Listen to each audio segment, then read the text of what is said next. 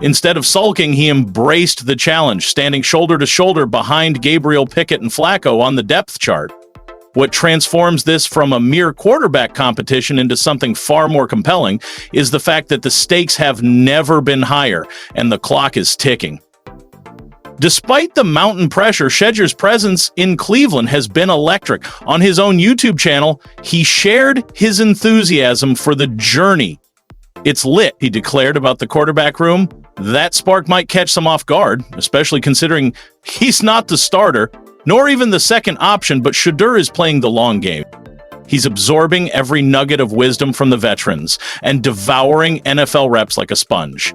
He might not be QB1 yet, but he's behaving like a man who knows his moment is on the horizon, just not today.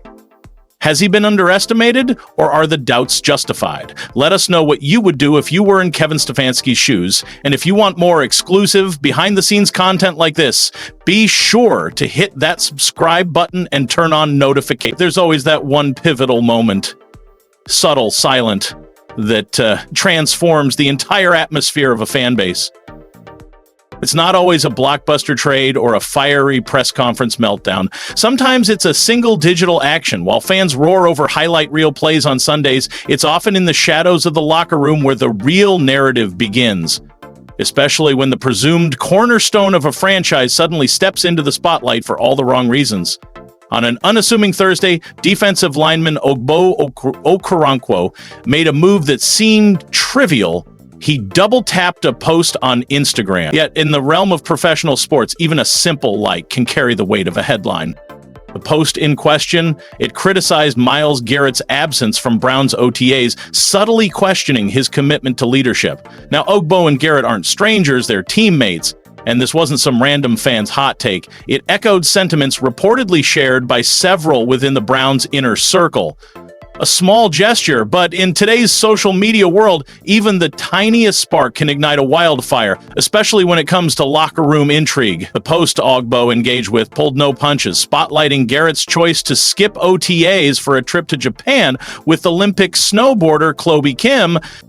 The timing, more than anything, raised eyebrows, especially after his lucrative $160 million 0-cents extension designed not just to cement his on-field dominance, but to solidify his role as a team leader.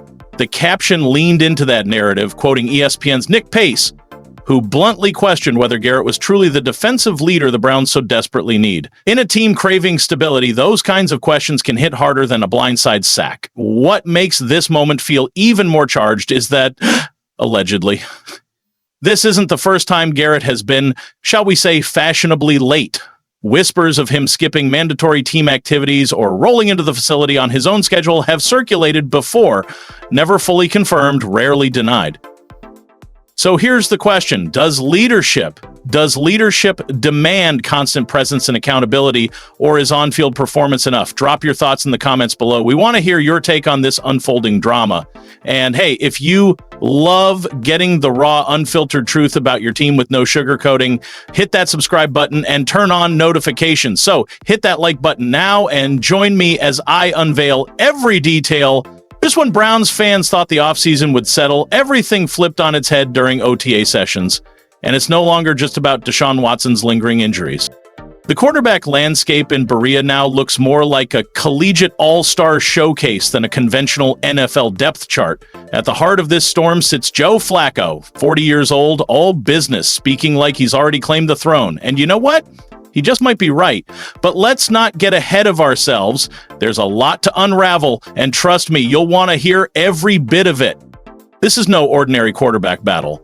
The Browns now boast Joe Flacco, Kenny Pickett, Dillon Gabriel, and Shedeur Sanders, each with a completely distinct background, style, and narrative.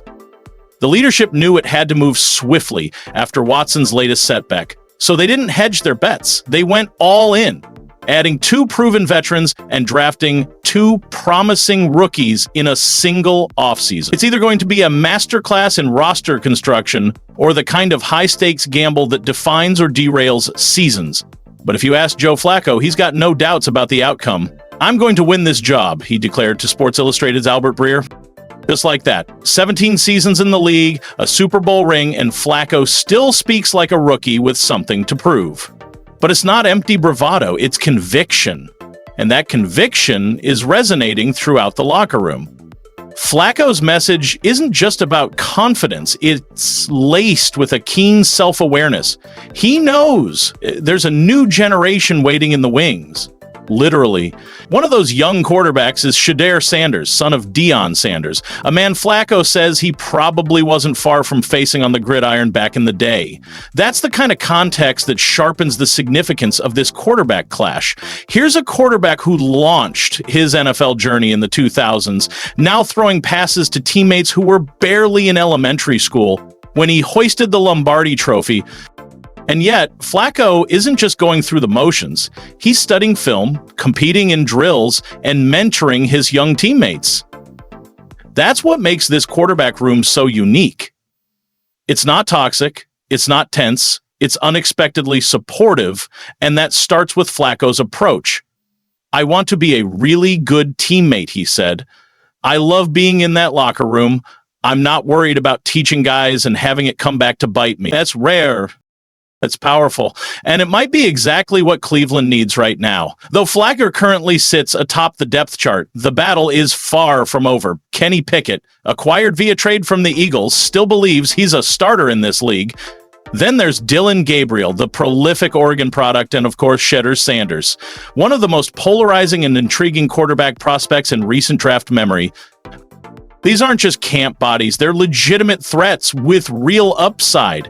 And all of them are learning from a veteran who, despite the odds, still believes he has something left to give. It's a wild twist in a quarterback saga that has been nothing short of tumultuous in Cleveland. But the leadership isn't stopping with the offense veteran guard Joel Bitonio, who nearly retired after a grueling 2024 season, is back with a mission, and he's got a message every Browns fan needs to hear. "We've got to be tough up front." Bitonio declared, "We've got to turn 2- and 3-yard runs into 4- and 5-yard gains. Our defense has to be ferocious." It's all about toughness. It starts at training camp. This isn't just veteran talk. It's a cultural transformation. The Browns are done hoping the stars align. They're doubling down on identity, on grit, on physicality, on being the kind of team that doesn't blink when adversity strikes. Because, as Bitonio put it, the difference between making the playoffs and missing them is often about how you respond when adversity strikes. You're going to lose some games. He said, how do you bounce back? How do you avoid letting one loss snowball into 2? That same mentality is permeating every facet of this team, especially the defense. Greg Newsome, now stepping into a more prominent leadership role in the wake of Jeremiah Owusu-Koramoah's devastating neck injury, isn't pulling any punches. "We all have a lot to prove this season," Newsome declared. "Don't get complacent. This is a league that will humble you fast." And he's right. That 2023 Browns playoff team, that group is history. This version is different, hungrier, sharper, and they're not interested in replaying past achievements. They're forging something new, something tougher, something sustainable. So the big question for Browns fans is this all just talk or the spark of something truly transformative? Drop your thoughts in the comments.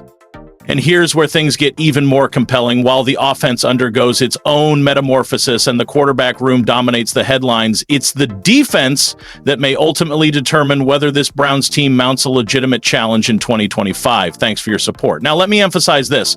When a coach publicly floats the notion of starting a rookie before training camp even commences, that's not coach speak. That's a declaration that reveals there's already internal momentum building behind Shedeur, and Stefanski is fully aware of it. Here's what truly stood out to me from Stefanski's comments. He said, "We're evaluating everything."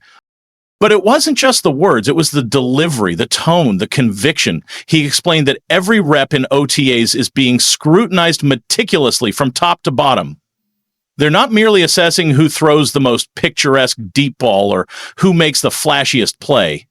They're observing how these quarterbacks react under duress, how they adjust at the line of scrimmage, how they command the huddle, and how they absorb the playbook during meetings. This is about more than just arm strength. It's about leadership, decision-making, and who can truly seize the reins of this team. And let me tell you, that speaks volumes for Shedeur Sanders. From all reports, he's excelling in those situations. He's not some wide-eyed rookie just trying to stay afloat. He's demonstrating authentic composure, genuine command, and standing tall against veterans without flinching. Remember the expectations when he was drafted. He wasn't a first-round pick, not even a day 2 selection. He arrived with the tag of a developmental prospect, maybe a long-term project. Some even predicted he'd spend the year on the bench, learning the system, perhaps even sliding to the practice squad if things didn't go smoothly. But based on what Stefanski and others around the Browns are saying, Shedeur has completely flipped that script. He's already taking reps in 11-on-11 drills. He's participating in 7-on-7s. And Stefanski confirmed that Shedeur will be back out there in the next session, getting real snaps with the offense. That's not a let's see what the kid can do scenario. This guy is seriously contending for playing time territory. And the buzz doesn't stop there. Colin Cowherd, who's always connected to behind-the-scenes intel, dropped something that really caught my attention. He mentioned that Browns ownership might be pushing for Shedeur to start early in the preseason. Let that sink in. Ownership. Not just the front office, not just the PR team. Ownership. That means there's financial and branding interest at play with this kid. The Sanders name carries weight. He's marketable, he attracts eyes, and you better believe ownership recognizes that. But at the same time, Cowherd added an important caveat. There's some hesitation. The Browns have a game scheduled in London, and thrusting a rookie quarterback into that kind of high-pressure, unpredictable environment is no small task. You're not just dealing with the opposing defense. You're dealing with transatlantic travel, jet lag, media scrutiny, and an entirely different routine. That's a tough ask, even for a veteran, let alone someone still adjusting to the NFL's speed.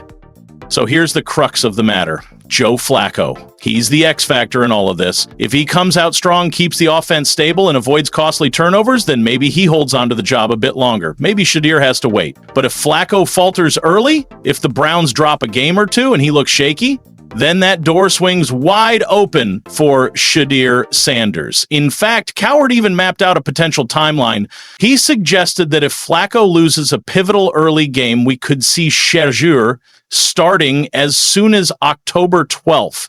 And if not then, maybe by November 9th against the Jets after the bye week. That's when the pressure might become too much to keep the rookie on the sidelines. And honestly, I believe it. Because from everything we're hearing, Shedeur is not just surviving, he's thriving.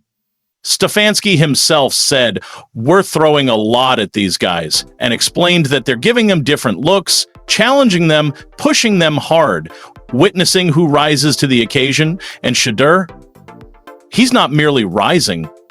He's making it unequivocally clear that he belongs. He declared, "The Browns are a franchise that craves headlines. Not just victories, not just steady progress.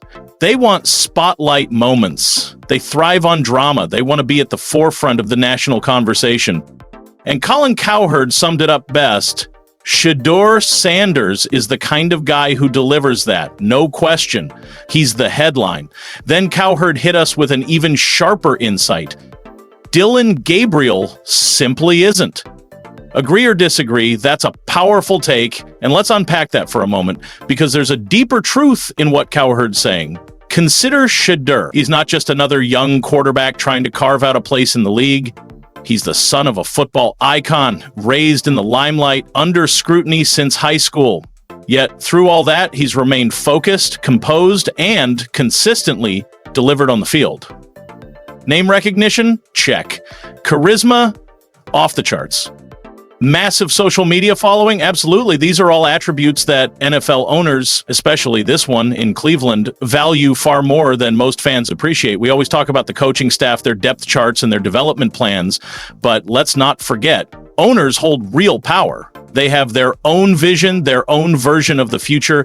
Shedeur Sanders isn't just vying for a job, he's auditioning as the face of the franchise. He's the billboard guy, the one who sells jerseys and commands the national spotlight. Think about the history here. This is the same ownership group that drafted Johnny Manziel, traded for Deshaun Watson despite the controversy, and selected Baker Mayfield first overall. That's not random. That's a pattern. They want big names, bold headlines, and especially at quarterback. Look, I get it. It's easy to dismiss this as media hype. But this time, the dots are connecting, because when Andrew Berry brought in Shedeur, he didn't mince words. He made it clear this wasn't just about adding depth. It was about competition, about igniting a spark in that quarterback room. And now that competition is undeniable. Berry explained that they spent a tremendous amount of time evaluating Shedeur, every aspect, his film, his accuracy, his poise in the pocket, his leadership qualities. And even though they didn't enter the draft intending to select two quarterbacks, when Shedeur was still there in the 5th round, they couldn't pass him up. Why? Value, potential, and maybe, just maybe, because they knew the ripple effect it would create. And so far, that decision looks genius, because Shedeur came in with something to prove, and he's proving it every single day. From day one of OTAs, he's shown he's not overwhelmed, he's not starstruck, he's not just grateful to be there, he's dialed in, he's sharp, he's making reads, delivering with precision, and commanding respect from the coaching staff. That's not just typical rookie behavior. That's the kind of presence that forces a conversation. Reports describe a telling moment that captured the concern perfectly. Gabriel, despite his determination, attempted to loft the ball over the line during a drill, only to have it swatted down by defensive tackle Mason Graham. The play didn't merely end in a deflected pass. It culminated in coaches, players, and even reporters commenting on how small Gabriel appeared behind the offensive line. One reporter was even caught on a hot mic saying, "I'm taller than him." That's not exactly the kind of scrutiny you want when you're vying to establish yourself as an NFL starter. But here's the plot twist. Gabriel is fully aware of this. The Browns were aware of it when they drafted him, and still they chose to bring him on board. Why? Because while height might be a limitation, accuracy is where Dillon Gabriel truly excels. And Browns fans, let me assure you, this kid can sling it. Multiple OTA reports have underscored Gabriel's exceptional ball placement. Whether it's a back shoulder fade or a precisely timed slant across the middle, his touch and precision are absolutely next level. In today's NFL, where completion percentages are on the rise and the margin for error is razor thin, pinpoint accuracy is everything. If Gabriel possesses that elite ball placement, he's already ahead of the curve. Gone are the days when you could scrape by with a 57% completion rate and still hold a job. Now, you need to hover in the mid to high 60s just to be considered serviceable. That's why the coaching staff is observing Gabriel closely, because if Kevin Stefanski can tailor the playbook to Gabriel's strengths, much like Sean Payton once did with Drew Brees, another undersized but supremely accurate passer, there's a genuine opportunity for this offense to thrive. Remember how Peyton simplified the system for Bo Nix last year? Gabriel might need a similar approach. Streamlined plays, scripted drives, clean reads, just to help him get settled before letting him off the leash.